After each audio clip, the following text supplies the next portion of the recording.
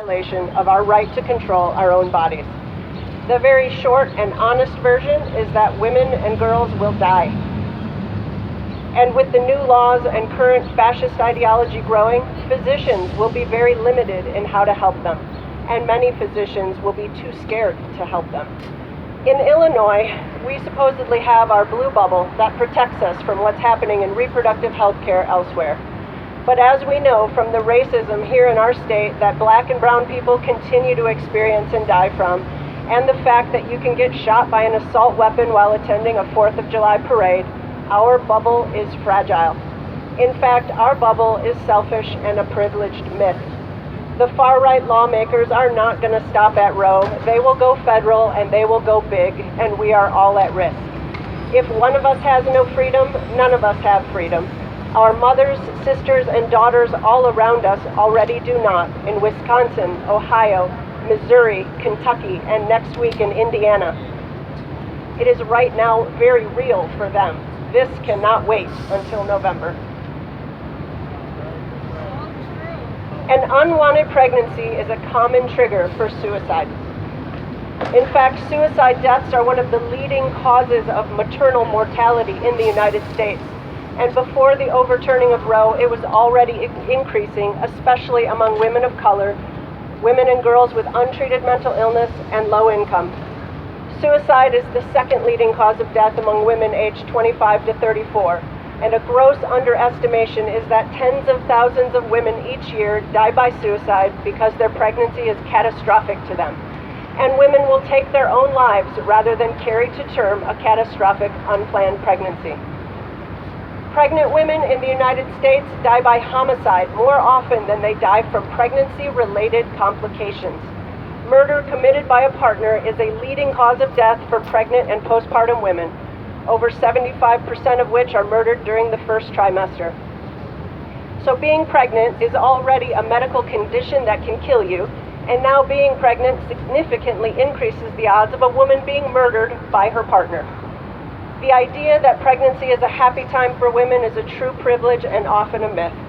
Of course, lower income, under-resourced, and people of color suffer these atrocities much more than their counterparts. It was not until 2018 that all 50 states were required to list on a death certificate if a woman was pregnant when she died. So for long, nobody truly knew the numbers, but now they know, and they still don't care. The numbers we have about pregnant women being murdered or dying by suicide are already outrageously underestimated, and they are about to go up. A true medical emergency is a ruptured ectopic pregnancy, when an early pregnancy is not in the uterus. This is a condition in the ER where all hands are on deck and things move very fast to try to save the life of the pregnant woman. The pregnancy ruptures the tube and ruptures an artery, and the woman rapidly hemorrhages blood into her pelvis. A truly life-threatening condition. An ectopic pregnancy, however, is never viable to the fetus. A fetus can't grow and become a baby in a fallopian tube. But now, because the fetus has a heartbeat, its value is somehow more important than that of a pregnant woman. The pregnant woman's own heartbeat literally does not count in almost half of America. We are already seeing hospitals and clinics refusing to treat ectopic pregnancies because in the eyes of the new law, they are being told they would be aiding and abetting a murder. Some hospitals are insisting that doctors wait until the woman is literally actively dying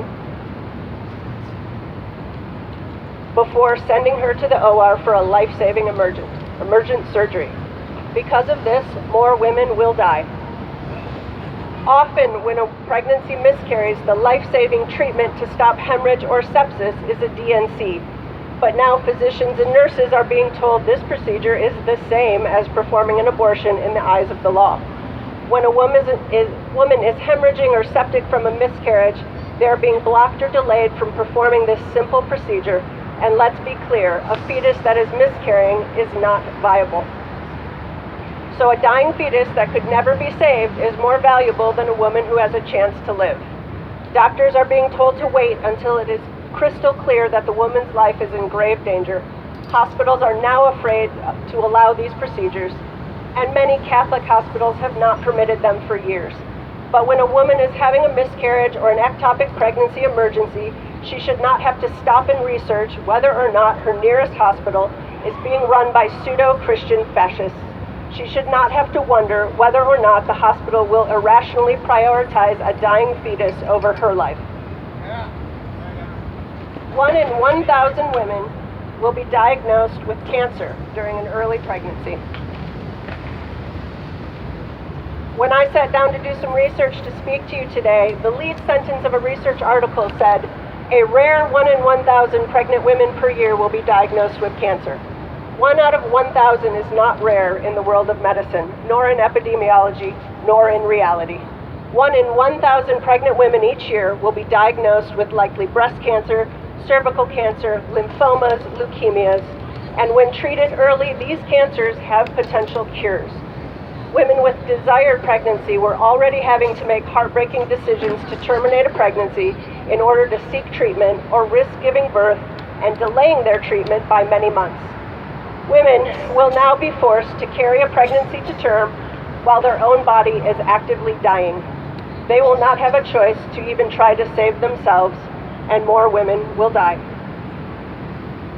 When faced with no choice and no local resources, we know that women will take matters into their own hands. They will attempt or seek out so-called back alley abortions, which come in many forms, and many of those women will hemorrhage and die, or become septic and die, or become toxic and die. This was commonplace before 1973 and is still common where there is no safe and legal abortion now. The doctors who witnessed and tried to help these women before Roe are now retired or sadly dead. There is no more institutional or cultural memory of what happened back then. Women who survived a botched unsafe abortion were charged with murder and will be again. Physicians who participate will be charged with murder. History is about to repeat itself and more women will die. Let's look at the horrific situation in Ohio with a child rape victim just a few weeks ago. Even when doctors were fully legally allowed to do their jobs, it is at the risk of their careers or their safety or that of their families. When a 10-year-old pregnant rape victim in Ohio was brought by her parents to Indiana, where a safe abortion was a legal option, the OB-GYN who provided safe, legal, and compassionate abortion health care to this child victim, the Attorney General came after her, and the rabid, right-wing, anti-choice fascists attacked her reputation, spread lies, and threatened her and her family. We know that abortion providers have been murdered in the past, and we will now expect that to be more common because the fascists have been emboldened by the Supreme Court. Women will die, and abortion providers will die. Most physicians consider themselves pro-choice, but definitely not all. And even when doctors are pro-choice, the legal machines that run the hospitals and the pharmacies are not. Hospital administrators will often not let them do the right thing. We are already seeing pharmacists refuse to fill prescriptions for medicines like methotrexate because it could potentially terminate an early pregnancy. And these aren't even pregnant women seeking the medicine. These are patients diagnosed with autoimmune diseases and cancers. Methotrexate can save a woman's life if she has an ectopic pregnancy, but it can also save a life of a woman with lupus or certain cancers. When women are being denied a known treatment for medical conditions that threaten their lives, even if they aren't pregnant. Such overreach and interference with our ability to make our own medical decisions about our own bodies is simply outrageous. Women are no longer able to follow medical standards of care as prescribed by a medical doctor, and the result will be more women will die. So what do we do now? Women were already dying because of unwanted or high-risk pregnancies, and now even more will die. And the message we are hearing loud and clear from the Supreme Court and right-wing politicians and fake Christian fascists is that they do not care. This is not about saving babies. This is about controlling women and keeping their boots on our necks. For weeks, I have been rallying in online groups for friends, colleagues, physicians to come out to protest. It has been disheartening to see the complacency. Midterm elections are coming, and the left is notoriously weak at turnout. If we lose our majority in November, we will see more rights in this country stripped from women, from gays, from trans people, from the poor, from immigrants, from people of color. And history will and should judge us for this complacency. And while it is all unraveling, we will lose more mothers, sisters, and daughters all around us. Women are dying, and it should not matter where. Unwanted pregnancies kills in many ways, whether your state is blue or red. And it is about to get much worse. So I'm here to literally beg people to get out of their bubble and get in the streets and speak up for those with no voice. We need to continue to raise awareness. We need to keep sounding the alarm. We need to get our friends, families, and colleagues out here with us. We need to show the politicians that we are not only watching, but we are out here right now in the streets fighting for our rights. We need to show them that we will be voting and we are not going to give up. We need to help out our mothers, sisters, and daughters in red states. We need to stand up and fight back. We need to vote out politicians, local and federal, that are not fully on board with restoring our rights. And if we don't get our fundamental rights to our own bodies back, we need to shut it down.